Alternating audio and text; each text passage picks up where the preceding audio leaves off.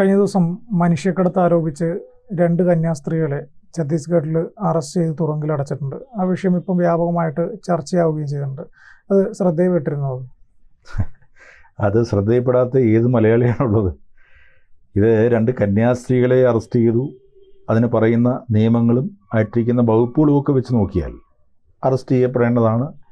ജാമ്യം കിട്ടാത്ത വകുപ്പുകളാണ്. അതെ. എന്നാൽ ഇതിലെ യാഥാർത്ഥ്യം എന്താണെന്ന് ഇപ്പോഴും ആർക്കും അറിയില്ല. ഇവിടെ ഈ ഓരോ പൊളിറ്റിക്കൽ പാർട്ടികൾ ഇതിൻ്റെ പിന്നാമ്പുറത്ത് പിടിച്ചിരിക്കുന്നത് വെറും വോട്ട് ലക്ഷ്യം വെച്ച് മാത്രമാണ്. വോട്ട് ബാങ്ക് ലക്ഷ്യം മാത്രമാണ്. ക്രിസ്ത്യാനികളെ പീഡിപ്പിക്കുകയാണെന്ന് പറഞ്ഞ് കുറേ മതപുരോഹിതന്മാരും ഇറങ്ങിയിട്ടുണ്ട്.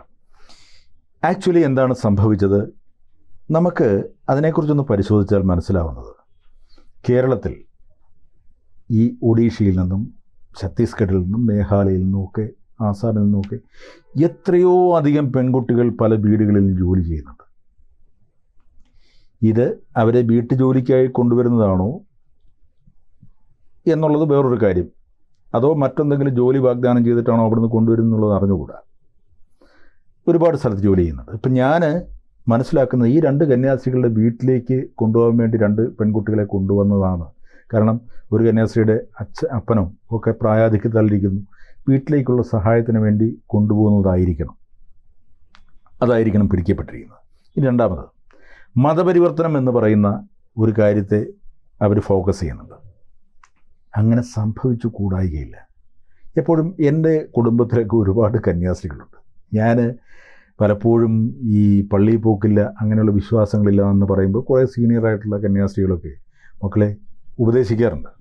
അത് മാത്രവുമല്ല, അന്യമതസ്ഥരിൽപ്പെട്ട ഒരു കുട്ടിയാണെങ്കിൽ പോലും അവരെ യേശുവിൻ്റെ മാഹാത്മ്യങ്ങൾ പറഞ്ഞു പഠിപ്പിക്കുകയും അവരെ എങ്ങനെ ഇതിലേക്ക് കൊണ്ടുവരാൻ ശ്രമിക്കുകയും ചെയ്യുന്ന ഒരുപാട് സംഭവങ്ങൾ ഞാൻ കണ്ടിട്ടുണ്ട്, കേട്ടിട്ടുണ്ട്.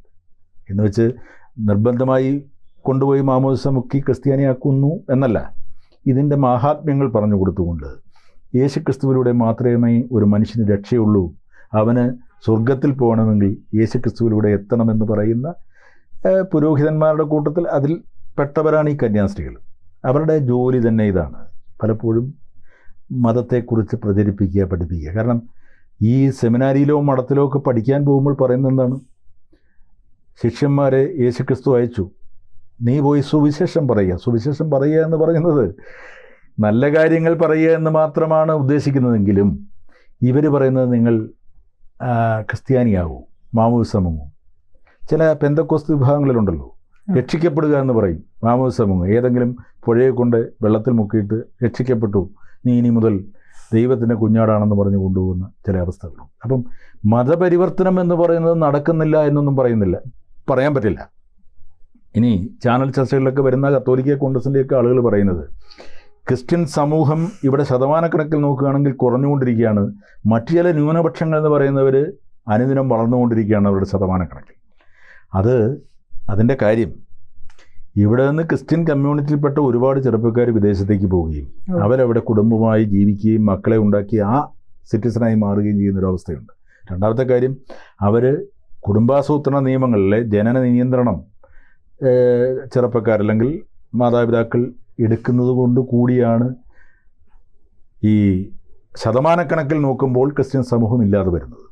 അതുകൊണ്ട് മതപരിവർത്തനം നടക്കുന്നില്ല എന്ന് പറയാൻ കഴിയില്ല. ഞാൻ ജന്മം കൊണ്ടൊരു ക്രിസ്ത്യാനിയാണെങ്കിലും ഇപ്പോൾ കർമ്മം കൊണ്ടോ അല്ലെങ്കിൽ ജീവിതം കൊണ്ടോ അങ്ങനെ ഒരു മതപരമായ കാര്യങ്ങളിൽ പോകുന്നില്ല എങ്കിലും എനിക്ക് ഉറപ്പിച്ച് പറയാൻ കഴിയും മതപരിവർത്തനം നടക്കുന്നുണ്ട്. അത് ഈ കേസിൽ, ഈ 2 പെൺകുട്ടികളുടെ കേസിൽ മതപരിവർത്തനം നടന്നിട്ടുണ്ടോ, നടക്കാൻ ശ്രമിച്ചോ എന്നൊന്നും എനിക്കറിയില്ല. പക്ഷേ അവരെ ഈ കേരളത്തിലേക്ക് കൊണ്ടുവരും അല്ലെങ്കിൽ ഏതെങ്കിലും സ്ഥലത്തേക്ക് കൊണ്ടുവന്ന് വീട്ടുജോലിക്ക് നിർത്തുമ്പോൾ ആ വീട്ടിൽ ദിവസവും വൈകുന്നേരമുള്ള കുടുംബ പ്രാർത്ഥന അല്ലെങ്കിൽ ബൈബിൾ വായന, ഇതിലൂടെയൊക്കെ അവർക്ക് കുറേശ്ശെ മലയാളം പഠിപ്പിച്ചു വരുമ്പോൾ അവിടുത്തെ വൃദ്ധർ പഠിപ്പിക്കുകയും കുഞ്ഞുങ്ങളെ എന്താണ് ക്രിസ്ത്യാനിറ്റിയുടെ മഹത്വം അല്ലെങ്കിൽ യേശുക്രിസ്തു എന്താണ്, യേശുക്രിസ്തുവിൻ്റെ രക്ഷപ്പെടാന്ന് പറയുമ്പോൾ ഈ കുഞ്ഞുങ്ങളുടെ മനസ്സിലേക്ക് ചിലപ്പോൾ, ഈ പെൺകുട്ടികളുടെ മനസ്സിലേക്ക് ചിലപ്പോൾ അങ്ങനെ ഒരു ആശ വരാം. ഇതൊക്കെ സംഭവിക്കാവുന്നതാണ്. ഇവിടെ അതിൻ്റെ പേരിൽ 2 കന്യാസ്ത്രീകളെ അറസ്റ്റ് ചെയ്ത് ജയിലിലിട്ടിരിക്കുന്നു, ജാമ്യം കൊടുക്കുന്നില്ല എന്ന് പറയുമ്പോൾ അതിൽ ഒരു കാര്യം കൂടി ഉണ്ട് കേട്ടോ. 3:30 മണിക്ക് അറസ്റ്റ് നടക്കുന്നു. അപ്പോഴെന്ന് FIRൽ നിന്നും 5.15 എഴുതിയ FIRൽ മാറ്റങ്ങൾ വരുത്തിയിരിക്കുന്നു പറയും, ജാമ്യമില്ലാ വകുപ്പുകൾ ചേർത്തിരിക്കുന്നു എന്ന് പറയുന്നു. അതൊക്കെ പരിശോധിക്കപ്പെടേണ്ടത് തന്നെയാണ്. ഞാൻ പറയുന്നത് ഒരു മാനുഷിക പരിഗണന കൊടുക്കണം. അവർ കന്യാസ്ത്രീയാണോ പുരോഹിതരാണോ അതിനുള്ള പരിഗണനയൊന്നും കൊടുക്കണ്ട. ഒരു മനുഷ്യനോട് ചെയ്യാൻ കഴിയുന്ന പരിഗണന അവർക്ക് കൊടുക്കണം. ഇവർ മനുഷ്യക്കടത്താണോ? ഇപ്പോൾ അവിടെ നിന്ന് മാതാപിതാക്കളുടെ സമ്മതപത്രം കാണിക്കുന്നുണ്ട് ഇവർ.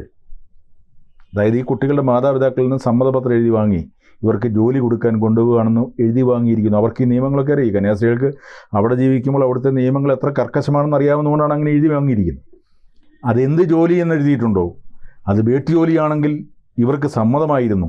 അതിന് ഈ പെൺകുട്ടികളെ അവർ രഹസ്യമായി അവരുടെ മൊഴിയെടുത്താലേ ഇത് മനസ്സിലാവൂ. അവരെ മറ്റെന്തെങ്കിലും മോഹന വാഗ്ദാനങ്ങൾ പറഞ്ഞിട്ടാണോ കൊണ്ടുവന്നിരിക്കുന്നത്, അതോ വീട്ടു ജോലിക്കുന്നതാണോ പറഞ്ഞു കൊണ്ടുവന്നിരിക്കുന്നത്? അവരുടെ മാതാപിതാക്കൾക്ക് പണം കൊടുത്ത് ആ കുഞ്ഞുങ്ങളെ വാങ്ങുകയായിരുന്നു. ഇതൊക്കെ അന്വേഷണത്തെ കണ്ടെത്തേണ്ടതാണ് കേട്ടോ. ചിലപ്പോൾ അങ്ങനെയും സംഭവിക്കുന്നുണ്ട്. നോർത്ത് ഇന്ത്യയിലൊക്കെ അങ്ങനെ പല സ്ഥലത്തും ഒരു ലംസം എമൗണ്ട് കൊടുത്തിട്ട് അവരെ കൊണ്ടുപോരുക. അതിനാണ് ഈ മനുഷ്യക്കടത്തുന്ന ഒരു പരിധി വരെ അർത്ഥമാക്കുന്നത്. അതെ. അപ്പം അങ്ങനെയാണോ സംഭവിച്ചത്? അതൊക്കെ അന്വേഷണത്തിൽ കണ്ടെത്തണം. അത് അന്വേഷിച്ചിട്ടുണ്ടോ? അവിടുത്തെ മുഖ്യമന്ത്രി പറയുന്നു ഇത് മനുഷ്യക്കടത്ത് തന്നെയാണ്, മതപരിവർത്തനം അതിലൊരു ലക്ഷ്യമാണ് എന്നും പറയുന്നുണ്ട്. അപ്പോൾ ഇതാരാണ് അന്വേഷിച്ചത്? അതിൻ്റെ അന്വേഷണ രീതികളും അന്വേഷണത്തിൻ്റെ ഡീറ്റെയിൽസും കയ്യിൽ കിട്ടിയിട്ടുണ്ടോ? ഇതൊക്കെ അറിഞ്ഞാൽ മാത്രമേ ആ കാര്യത്തിൽ നമുക്ക് ഒരു വിശദമായ മറുപടി പറയാൻ കഴിയും. ഇപ്പോൾ പെട്ടെന്ന് നോക്കുമ്പോൾ നമുക്ക് കാണിക്കുന്നത് ക്രൂരതയാണ്. ഒരു സർക്കാർ ചെയ്യുന്നത് ക്രിസ്ത്യാനികളോട് ചെയ്യുന്ന മോശം പ്രവണതയാണ് എന്ന് മറ്റുള്ളവർ പറയുന്നത് പോലെ എനിക്ക് പറയാൻ കഴിയില്ല. അതിൻ്റെ നിയമം നോക്കി കൃത്യമായ ശിക്ഷ കൊടുക്കുക.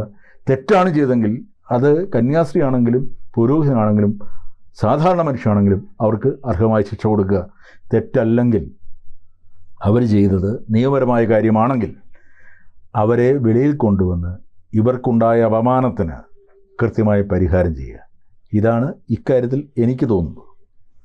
ഈ കഴിഞ്ഞ കുറേ കാലങ്ങളായിട്ട് ഈ ഉത്തരേന്ത്യൻ സംസ്ഥാനങ്ങളിൽ ജോലി ചെയ്യുന്ന കന്യാസ്ത്രീമാരും പുരോഹിതന്മാരും അവരുടെ ഈ സഭാവസ്ത്രം അഴിച്ചു മാറ്റി ഈ സാധാരണ നോർമലായിട്ടുള്ള ആളുകൾ ധരിക്കുന്ന വസ്ത്രം ധരിച്ച് മാത്രം പുറത്തു പോകണം, അല്ലെങ്കിൽ അങ്ങനെ പോകാവൂ എന്ന് ഇവരുടെ ഔദ്യോഗിക വാട്സപ്പ് ഗ്രൂപ്പുകളിൽ അനൗദ്യോഗികമായിട്ട് ഒരു നിർദ്ദേശം കൊടുത്തിട്ടുണ്ടായിരുന്നു എന്ന് പറയുന്നുണ്ട്.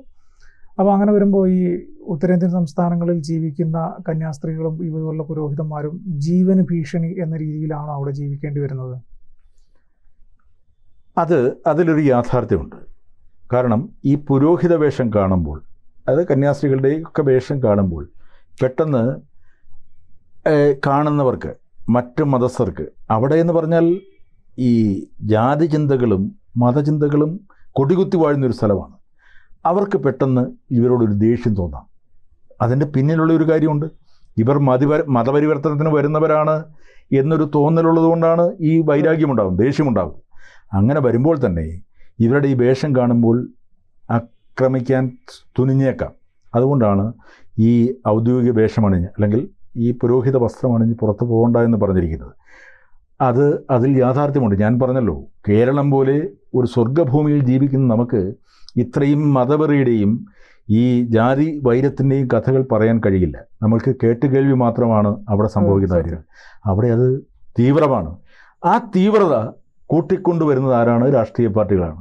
അവർ ഓരോ വിഭാഗത്തെയും ചേർത്ത് പിടിച്ചുകൊണ്ട് അവരുടെ വോട്ട് ബാങ്ക് ലക്ഷ്യമിട്ടുകൊണ്ട് ജാതി മതം വളർത്തുകയാണ്. ഇതിനെ തടയിടണമെങ്കിൽ ബുദ്ധിപൂർവ്വം ചിന്തിക്കുന്ന സംസ്കാര സമ്പന്നരായ ഒരു തലമുറ ഇനി രാഷ്ട്രീയത്തിലേക്ക് വന്നാലേ സാധിക്കൂ. അതിനായി നമുക്ക് ആഗ്രഹിക്കാം, പ്രാർത്ഥിക്കാമെന്ന് ഞാൻ പറയുന്നില്ല, പരിശ്രമിക്കാം. കൂടുതൽ വാർത്തകളും വിശേഷങ്ങളും നിങ്ങളിലേക്ക് എത്താൻ ABC മലയാളം സബ്സ്ക്രൈബ് ചെയ്യുക, ബെൽ ബട്ടണും അമർത്തുക.